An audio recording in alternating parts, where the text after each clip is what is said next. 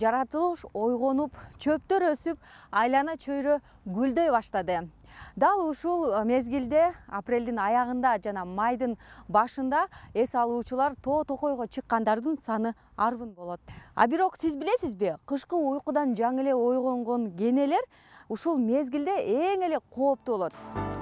Ошондуктан алардын чагып алуусун алдын алуу үчүн жөнөкөй эрежелерди сактоону унутпаш керек. Кыргызстандын түштүк аймактарында кене чагуу коркунучу мартта, апрелдин башында, түндүк аймактарда апрелдин ортосунда же май айынын башында күч алат. Кене жаз мезгилинде абанын температурасы 10 градустан жогорулаганда жандана баштайт. Азыр бизге ушул күнгө чейин эле кайрылганы 187 адам кайрылды. Республика боюнча ушул Чүй областынан деле ушул жакынкы райондордон же башка жактан келгендер кайрылышат. Ошондуктан Бишкек шаарында көп катталды деп эсептелинет. Андан кийин эле Чүй областында бүгүнкү күнү 37 адам ушу кене чагуусуна дуушар болгон. Ушул 180 учурдун бир 10% жана жогоруда айтылып кеткен уруу чакыруучу кенелер чаккан.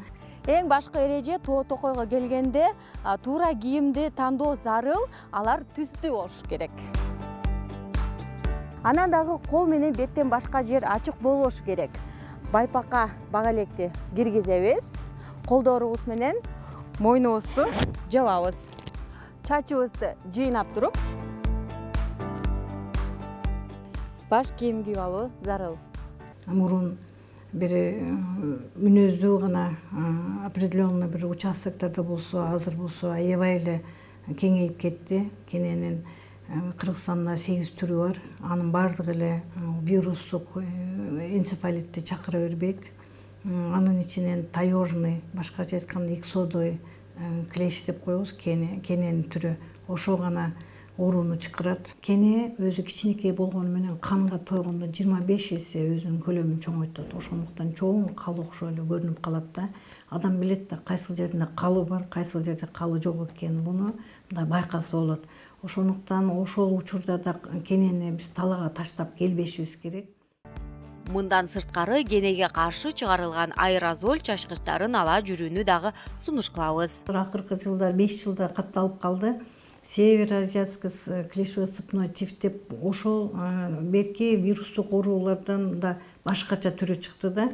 Ошол учурда да бул айрыкча Нарын областындагы чагуудан кийин көп катталып атат. Ошондуктан сөзсүз түрдө бул клещевой вирусный клещевой энцефалиттен башка да оору бар экенин унутпашыбыз керек. Ошондуктан 3 күн ичинде алып келиш керек. Башы менен аны тирүү болобу, өлүк болобу бир идишке салып алып келсе, биздин адистердинге да жеңил болот аны тастыктап, далилдеп кайсы түр экенин. Жаратылышка чыкканда ар бир 15 мүнөт сайын кийимдерди жана денени текшерип туруу зарыл. Тагыраагы кулактын арты, моюн жана башка жерлерде. Анан дагы үйгө келгенден кийин денебизди жана кийимдерибизди дагы бир ирет текшерип коюу ашыктык кылбайт. Зинат Бактиярова, Кадыр Султаналиев, Улуттук 1 канал, Замана студиясы.